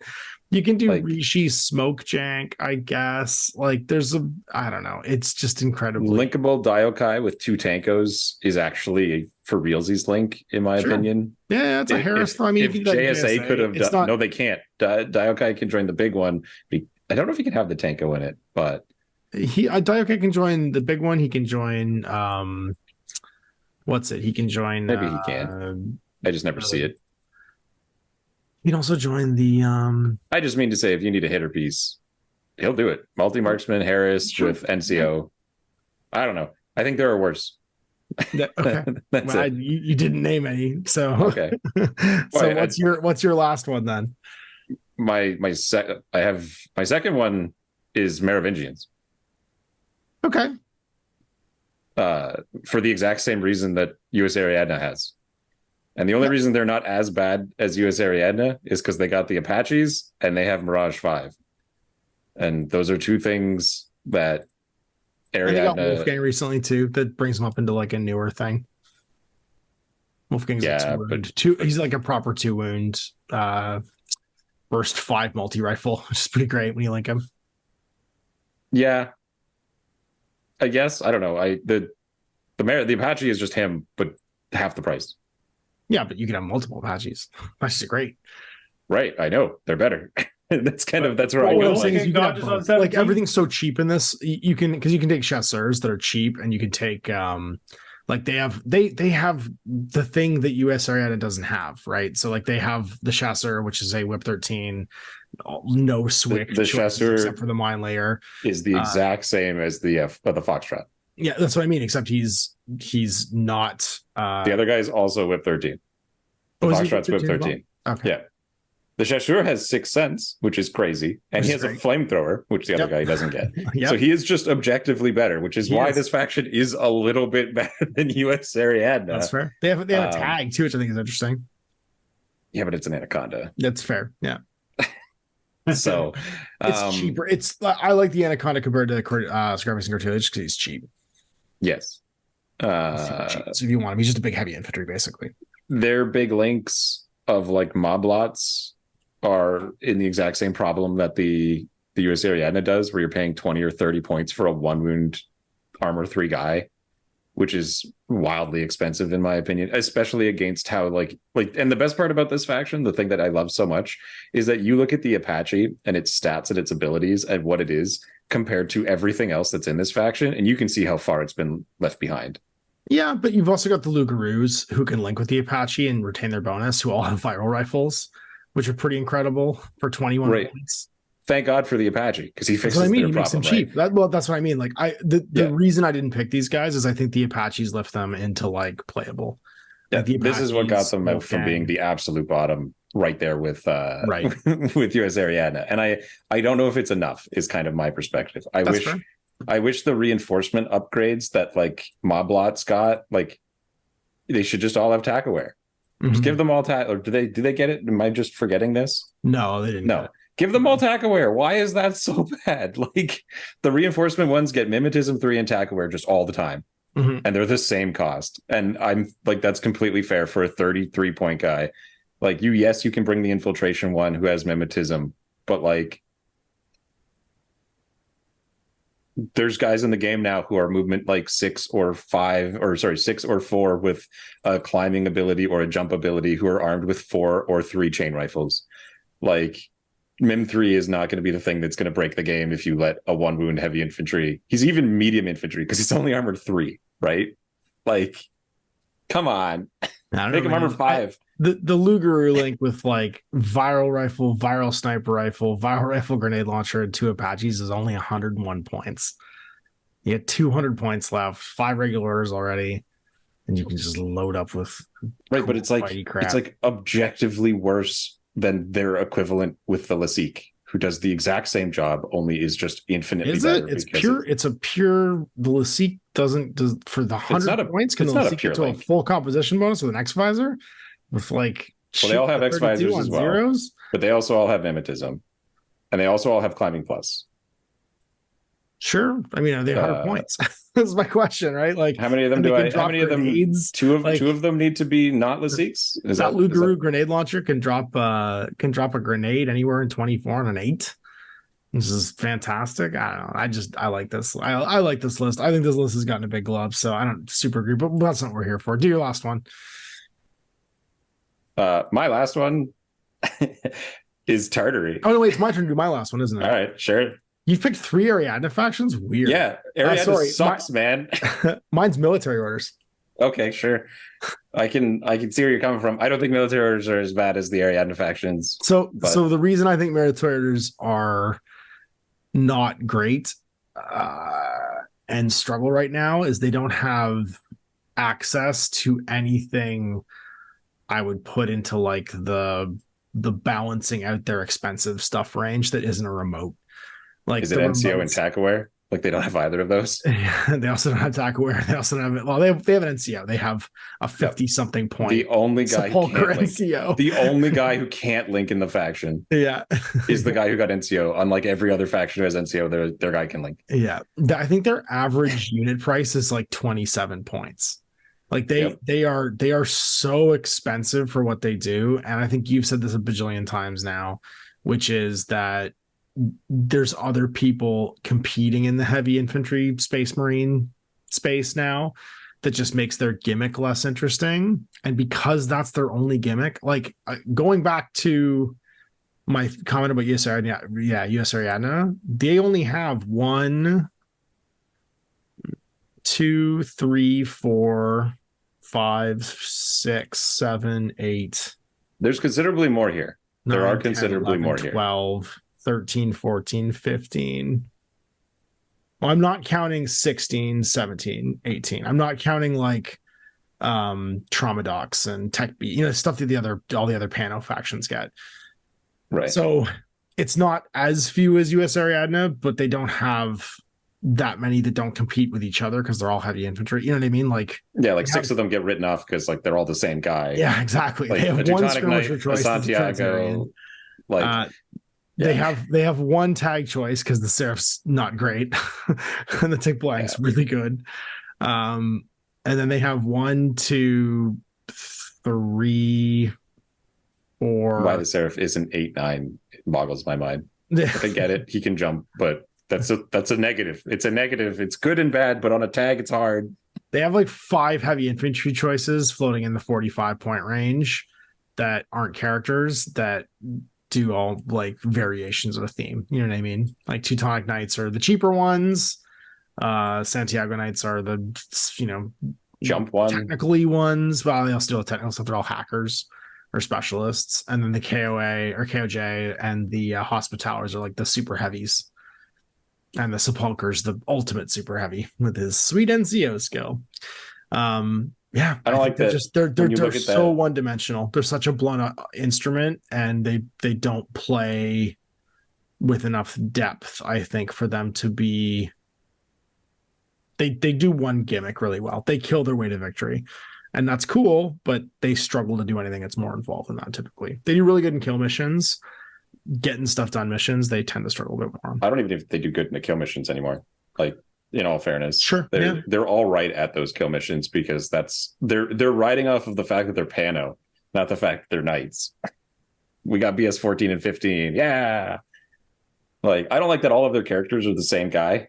Like Inquisitor Mendoza, Kyle Hawkins, Knight of Justice, Joe Mendoza's pretty standalone, man. Mendoza does the -6 is something nobody else does. My point is that they're all the same guy. They're just, I'm going to go shoot you to death, man. Like, there's 5 of them in the same faction. Like, nobody else has 5 of a character who is literally just, I'm high BS and I have my version of a skill that makes me a fighter. Yeah, I'm a different color of Space Marine. Yeah. Basically. What are you? I'm the hacker one. Yeah. What are I'm you? The Blood Angel. I'm the Blood Angel one of these. What are you? I'm the Black Templar one. Yeah, like I'm the leader one. Haha. Like, okay, cool. Thanks. I'm gonna hit you with my boarding shotgun now. Goodbye. I'm Darth Vader with space wizardry. Yeah. I'm a Knight of Justice. They took my soul out back and shot it. They were my third pick. What's your third pick? My third pick is still Tartary. Yeah, sorry. Yeah, okay. I think Tartary suffers, like, I don't know what it is about US Ariadna, and like, I think just racist, hate Americans. Maybe. Unless you pick the Russians, communist. Caledonia was on the list. But you know who showed up in Caledonia and got off the list. Baby. Denma. I like how the Lugaru can save Merovingia for me, and Denma can save any faction he's in now for you. Hey, so he can show up. Every time he shows up in a core link, he's worth it. Oh, you stand for him so hard. I don't know, man. I think Tartary has so many cool options. They do a little bit of everything. They have access to multiple flavors of dog. They have antipode packs. What is that new courier unit, which I really like? Mobile artillery. Wait, isn't your all dogs go to heaven list, Tartary? Yeah, it's not a good list. It has 2 guys that can do objectives. If the 112 dies, the whole list falls apart. Vanis is fantastic. The Vet Kazakh is tremendous. So like who in this faction reaches out past 24 that isn't a vet Kazakh? The scout? Tank hunters? Tank hunters? Portable With their autocannons? portable Smash autocannon? Yeah, man. Portable autocannon, AP heavy machine gun. Well, they don't get, like, very rarely get surprise attack against, like, every faction now. You typically have so many of the same count marker in the middle, though. People don't know who your tank hunter is going to be. There's lots of ways of obscuring who your tank hunter is. But it doesn't matter who your tank hunter is, because they're like, I move here with my HMG in my 4-man link. And you go, I reveal to be a tank hunter. And he's like, okay, I shoot you. Spetsnaz are great. They're real expensive now for their points. And again, he's clutching on the fact that he's a BS12 marksmanship guy, and like remotes are BS12 marksmanship now. He has surprise shot. That's cool. But again, it doesn't work against any of the links, and everybody brings 4-man link because 6 Sense Hacker is really good. Yeah, but then you don't fight them. Like you fight the other. You take their pieces away, or you send shotgun Spetsnaz and goes over and templates them.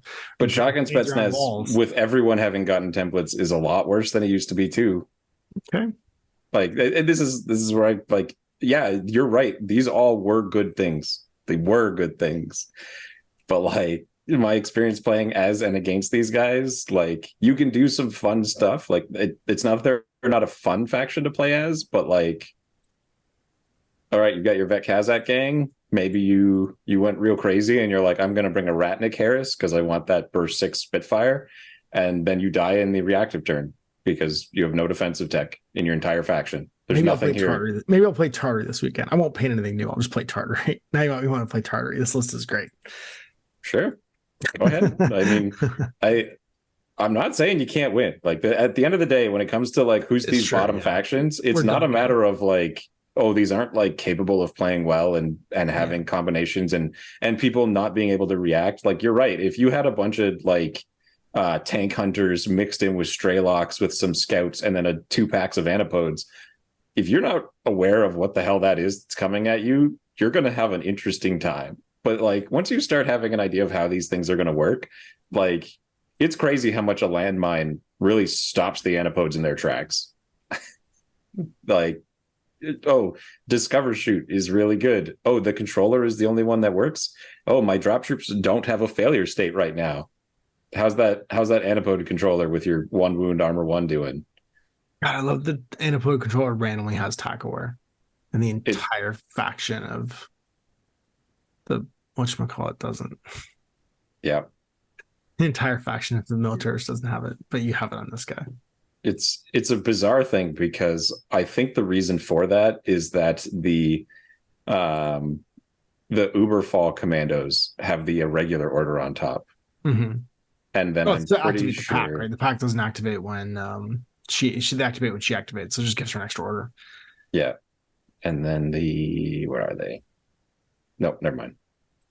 Yeah, I mean that's cool. It helps kind of pay for her, but again, it's one of those like who's the button pusher in this list? Is it the scout? It's lots of people, I think. Scout. Is it the Straylock?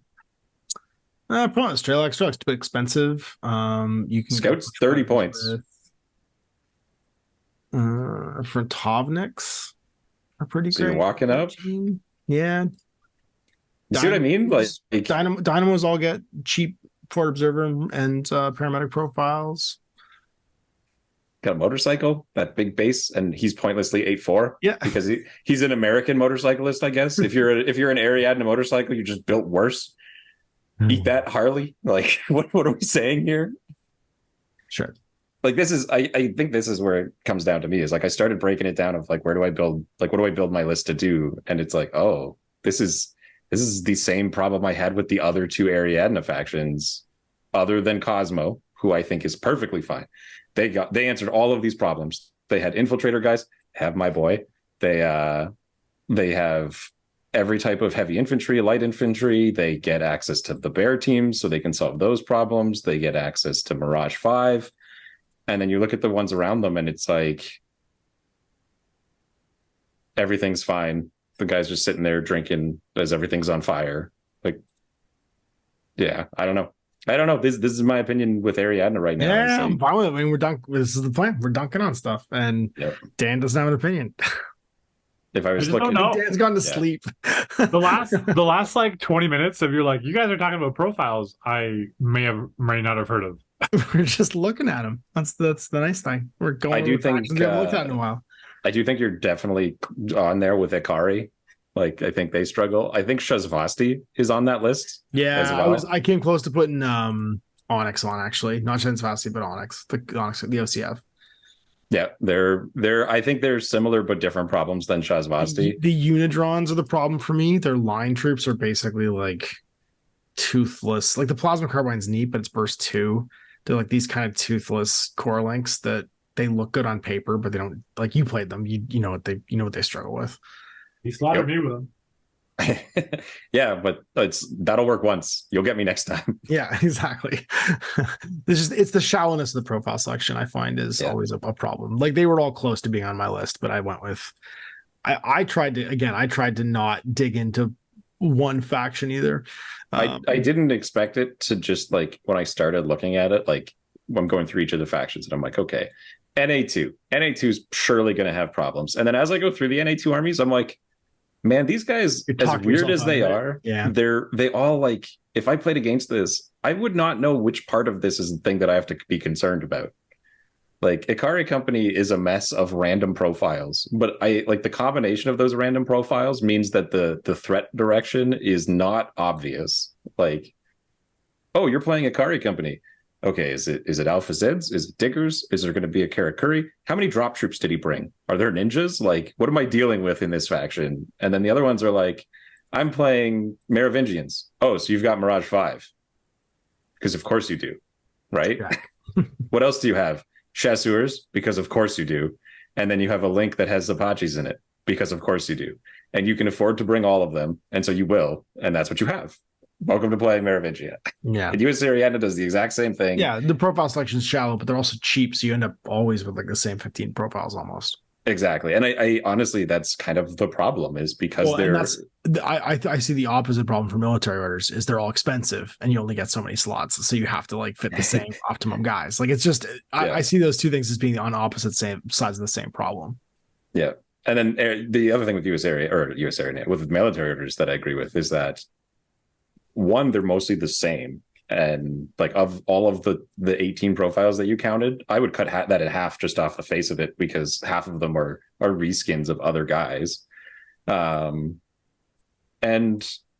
you can't afford them. And then the other factions do it better. Like, I think JSA is a better heavy infantry army than military orders.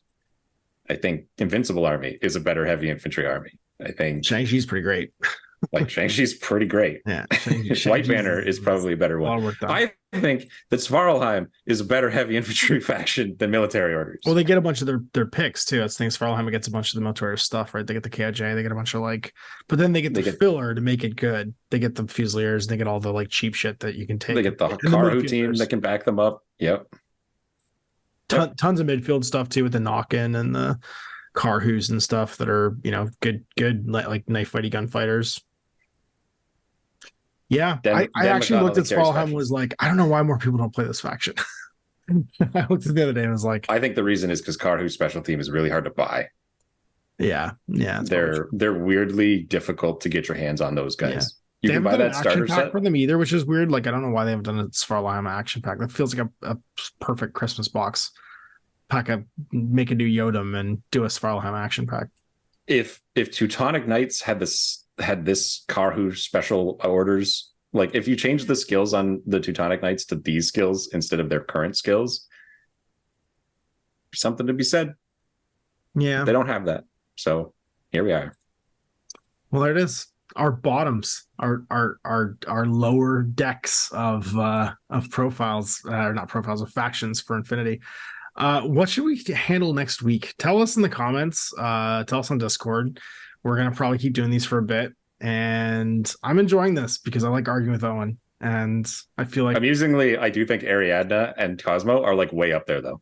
Yeah. Like, Ariadna on its own and like Cosmo are great. Yeah, but absolutely. The three of the 5 sub factions that they have are just like the bottom.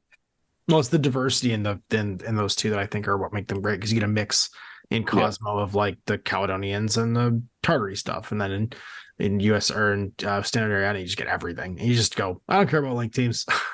I can have the best, individual fighty 25 to 30 point guys that I want and just fill my entire roster with them. And you have like premier, you have premier mid-price 25 to 30 point models in Ariadna that do every job. Yeah. They're vanilla Ariadna and vanilla Hack, I think, are the two that I'm like. Look, the fact that I can have a pure team of 4 Varangian guards and Dan McConnelly is hilarious to me. Why? Why is that a thing? It's never gonna get tired of hearing you stand for Denma. Your weird attraction to Dan McConnelly. 48 points. 48 points. That's shirtless. Is it a pure link? Wonder. It's a pure link. I don't know why. You just could of street fighting Adonises. Yep. You could really dial up the points by giving them submachine guns on a few of them, and they'd BS 16. Go for it. I can't wait to see Dan McConnelly. Yeah, I've been using Scarface, like the on foot with his with the one where he's holding the head. Yeah. That's what I've been using in the meantime. And every game that I've played that he's been in, which has honestly only been like 2, he's been completely fundamental in the way the game went. Because he like when you discovered Diggers. This is like a year ago when you discovered Diggers for the first time. Yeah. Which I think was fantastic. And you and Dan, honestly, you both had maximum Diggers in every list you could take them in. I can't wait for Diggers to have miniatures. Yeah, they need models post haste. Yeah, it's funny how it's a profile that still doesn't have a model. Yeah, well, I mean, stop making new profiles better than all the old profiles, and we wouldn't have this problem. I think it's interesting that the better profiles are these cheap disposable profiles, though. I think that your opinion of them is so much to do with how you play. You love cheap trade up disposable trading pieces that punch way above their weight class. You love like a decent profile in a cheap package. Why I hated Aleph so much. Yeah. Where I'm like, oh my God, you're so expensive, and if you die, it matters. I can't replace you. And then you go play like Bakunin or Assassins, you're like, oh my God, they're all dead. Oh well. Send another wave. Send another wave of. You know how many Morlocks it took me to get into that room? Genetically altered like space animals that I'm gonna go have sell their lives for me for my weird black lab goals. Yeah. What I've taken away from all of this is I want to try out Akari. They seem like more fun Druids. I want you to play Akari. Do it. I think you'd have a better time with Akari than many other factions. I'm if only because you get to do the jank. I've committed. I want to win at least one game. I want you have to play them until you win a game. Like decisively. That's the rule. You cannot stop playing ISS until you win a game. I'll just not. I want to hear every minute of the play-by-play when you finally do win a game with them. I'm gonna go to Coldren Carbonite and win all my games. That's the plan. With a different faction. When's Coldren Carbonite again? I have to buy a plane ticket. February 4th. Okay. Ish. I gotta buy a ticket to that and a plane ticket. I gotta figure that out. I'm gonna be gone for like a month beforehand, so I'm not gonna get any practice. Perfect. Well, we'll figure out that. We'll figure out a plane ticket for you. We'll sort that out. All right, sweet. Well then, I think we're done. That's another one we just sold the episode. Yeah. And thanks everybody for listening. Thanks to our lovely patrons. Thanks to everybody who's been chatting on Discord. I have to apologize. I've had a complete run of like things that I've had to do that have kept me from editing. Like we record these on Mondays when they go out. Like we record these on Mondays. The last one goes out in the morning and then we record them in the evening. I haven't been putting them, I could just put them up on Tuesdays to the patron feed, and I haven't been doing that because I've been so busy lately. I'm going to start making sure I do that. So if you don't see this on Tuesday, DM me on Discord and yell at me for not getting these uploaded, because they take 3 seconds to upload and I just haven't been doing it because I've been so busy. And you, of course, will not hear about that until Monday of next week. And when I don't do it again, leave comments when I've got to post it. Doesn't post it. Let me make sure I put it up. Well, this week it was like I forgot. I uploaded it to YouTube and forgot to post it everywhere else. So I was like, what the hell? It timed out or something because because we recorded at the studio last week, and I forgot to like set the other two to upload, and it went live on YouTube this morning. And I was like, oh, good, the podcast went. I went to share the other one. I was like, oh shit, I didn't even upload to like Anchor. It wasn't even showing up on Spotify. And I was like, oh damn it. So I had to go do that this morning after I noticed. So I'm gonna get on top of my editing. I'm gonna buy a planner or tell my Alexa to do it, make me do it or something like that. And I'm going to bed because it's almost midnight. Oh, it is midnight. Holy crap, we went long in this one. I love when we argue. And if you play Akari, you can use Tawu, and he's actually useful in that faction. He is actually useful in that faction, yes, with your counterintelligence. And the fact that he can hide your lieutenant because there's no other way. They'll know who it is if you don't bring Tawu. It's true. All right, night, everybody. Bye. Bye-bye.